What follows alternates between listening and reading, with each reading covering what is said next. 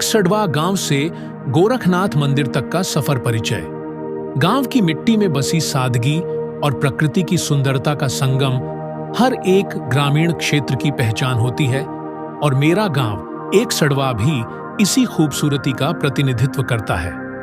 एकसठवां उत्तर प्रदेश के पूर्वी हिस्से में स्थित है और यहीं से मेरा सफर शुरू होता है गोरखनाथ मंदिर की ओर। यह यात्रा न केवल धार्मिक दृष्टि से महत्वपूर्ण थी, बल्कि जीवन की सादगी और शहरी चमक का अनुभव कराने वाली भी थी। इस सफर में कोल्हुई, फरेंदा, कैंपियरगंज, पीपीगंज जैसे स्थानों का भी जिक्र जरूरी है, क्योंकि ये स्थान हमारे गांव से गोरखपुर तक की यात्रा में महत्वपूर्ण भूमिका निभाते हैं। एकसठवां से कोल्हुई तक सुबह का समय, गांव की ताजगी और ठंडी हवा के साथ मैंने अपनी यात्रा की शुरुआत की। एकसठवां से कोल्हुई की दूरी ज्यादा नहीं है और यह मेरा पहला पड़ाव था। कोल्हुई एक छोटा लेकिन जीवंत कस्बा है। यहाँ का मुख्य बाजार विभिन्न प्रकार की वस्तुओं से सजा रहता है। खेतों की हरियाली और सड़क के किनारे लगे छोटे छोटे दुकानदार यहाँ की आमदनी का प्रमुख साधन है। कोल्हुई के लोग साधारण जीवन जीते हैं, लेकिन उनके चेहरे पर एक संतोष की झलक साफ दिखाई देती है। कोल्हुई से भैया फरेंदा। कोल्हुई के बाद मेरा अगला पड़ाव था भैया फरेंदा। यह कस्बा भी काफी जीवंत है और अपने बाजार के लिए जाना जाता है। छोटे कस्बों की यही खासियत होती है कि यहाँ के लोग एक दूसरे से जुड़ाव महसूस करते हैं। भैया फरेंदा के बाजार में रंग बिरंगी दुकानों के बीच से गुजरते हुए मैंने यहाँ के लोगों की व्यस्त दिनचर्या को करीब से देखा। यहाँ की हलचल और ऊर्जा ने सफर को और भी खास बना दिया। फरेंदा की ओर भैया फरेंदा से आगे बढ़ते हुए मैं फरेंदा पहुंचा। फरेंदा अपने व्यापार और बाजार के लिए जाना जाता है। यह कस्बा अपेक्षाकृत बड़ा है और यहाँ की सड़कों पर ज्यादा हलचल देखने को मिलती है। फरेंदा का बाजार हर तरह की चीजों से भरा रहता है, चाहे वह कपड़े हों, घरेलू सामान हो या ताजगी से भरी सब्जियां। यहाँ की भीड़ और वाहनों की आवाजाही ने यह साबित कर दिया कि यह कस्बा आर्थिक गतिविधियों का एक प्रमुख केंद्र है। कैंपियरगंज की यात्रा। फरेंदा से आगे बढ़ते हुए मैंने कैंपियरगंज की ओर रुख किया। कैंपियरगंज अपने प्राकृतिक सौंदर्य और हरियाली के लिए प्रसिद्ध है। यहाँ के चारों ओर फैले खेत और बाग बगीचे इसे एक खूबसूरत स्थान बनाते हैं। इस इलाके में खेती बाड़ी मुख्य व्यवसाय है और यहाँ के लोग अपनी मेहनत से जीवनयापन करते हैं। कैंपियरगंज की सड़कों पर चलते हुए मुझे यहाँ की शांति और सादगी ने बहुत प्रभावित किया। पीपीगंज की ओर। कैंपियरगंज से आगे बढ़ते हुए मैंने पीपीगंज का रुख किया। यह कस्बा भी व्यापारिक दृष्टिकोण से महत्वपूर्ण है। यहाँ के बाजारों में रोजमर्रा की जरूरतों की चीजें उपलब्ध होती हैं और लोग अपनी अपनी जरूरतों के अनुसार खरीदारी करते हैं। पीपीगंज की गलियों में चलते हुए मैंने महसूस किया कि यहाँ के लोग बेहद मेहनती और मिलनसार हैं। यह कस्बा आसपास के गांवों के लिए एक प्रमुख केंद्र के रूप में कार्य करता है। कौड़िया जंगल। पीपीगंज से आगे बढ़ते हुए मैं कौड़िया जंगल पहुंचा। यह इलाका अपनी हरियाली और प्राकृतिक सुंदरता के लिए प्रसिद्ध है। कौड़िया जंगल की घनी हरियाली और शांत माहौल ने मेरे सफर को और भी आनंदमय बना दिया। यहाँ की शांति और ताजगी ने मुझे प्रकृति के करीब ला दिया। कौड़िया जंगल में कुछ समय बिताकर मैंने यहाँ की खूबसूरती का पूरा आनंद लिया। मनीराम की यात्रा। कौड़िया जंगल के बाद मेरा अगला पड़ाव मनीराम था। मनीराम कस्बा गोरखपुर के पास स्थित है और यह एक महत्वपूर्ण व्यापारिक केंद्र है। मनीराम का यह कस्बा न केवल व्यापार के लिए जाना जाता है, बल्कि यहाँ की जीवन शैली भी आकर्षक है।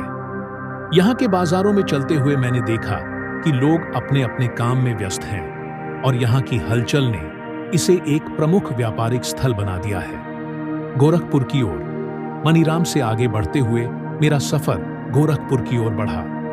गोरखपुर उत्तर प्रदेश का एक प्रमुख शहर है जो अपने धार्मिक और ऐतिहासिक महत्व के लिए प्रसिद्ध है।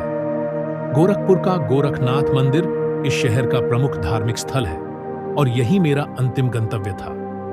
गोरखपुर की चौड़ी सड़कों, बड़ी इमारतों और आधुनिक जीवन शैली ने मुझे इस शहर की जीवन शैली से परिचित कराया। गोरखनाथ मंदिर में प्रवेश। आखिरकार मैं गोरखनाथ मंदिर पहुंच गया। यह मंदिर नाथ संप्रदाय के महान संत गुरु गोरखनाथ को समर्पित है। मंदिर का विशाल परिसर और भव्य निर्माण इसे न केवल धार्मिक बल्कि स्थापत्य कला का एक अद्वितीय उदाहरण बनाता है। सफेद संगमरमर से बना यह मंदिर अपनी सुंदरता और आध्यात्मिक ऊर्जा के कारण हजारों श्रद्धालुओं को आकर्षित करता है। मंदिर में प्रवेश करते ही मुझे वहां की शांति और दिव्यता का एहसास हुआ। यहाँ का वातावरण अत्यंत पवित्र और सकारात्मक ऊर्जा से भरा हुआ था। गर्भगृह में स्थित गुरु गोरखनाथ जी की मूर्ति के दर्शन करना एक अद्भुत अनुभव था। वहां की शांति ने मुझे गहराई से प्रभावित किया। गोरखनाथ मंदिर की आरती और पूजा। गोरखनाथ मंदिर में प्रतिदिन सुबह और शाम को आरती होती है। मंदिर सुबह 4 बजे से रात 10 बजे तक खुला रहता है। सुबह और शाम की आरती के समय यहाँ का वातावरण और भी दिव्य हो जाता है।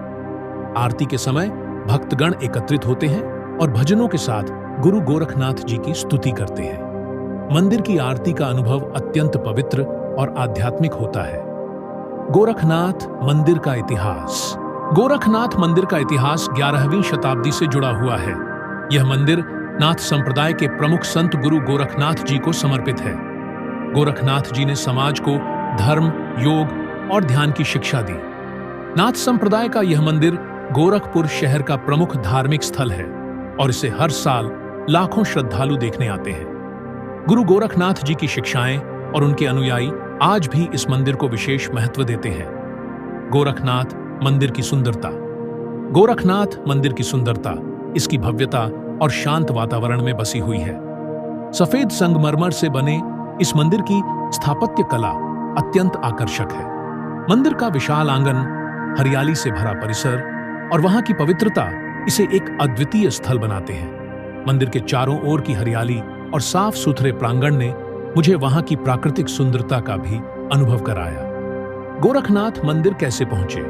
गोरखनाथ मंदिर गोरखपुर शहर में स्थित है और यहां तक पहुंचना काफी आसान है। गोरखपुर रेलवे स्टेशन और हवाई अड्डे से यह मंदिर कुछ ही किलोमीटर की दूरी पर स्थित है। आप टैक्सी, ऑटो रिक्शा या बस के माध्यम से आसानी से यहां पहुंच सकते हैं।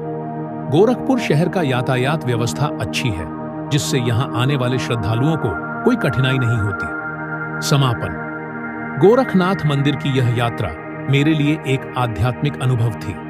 गांव से शुरू होकर शहर तक की यह यात्रा जीवन के विभिन्न पहलुओं को जानने और समझने का एक अद्भुत अवसर था।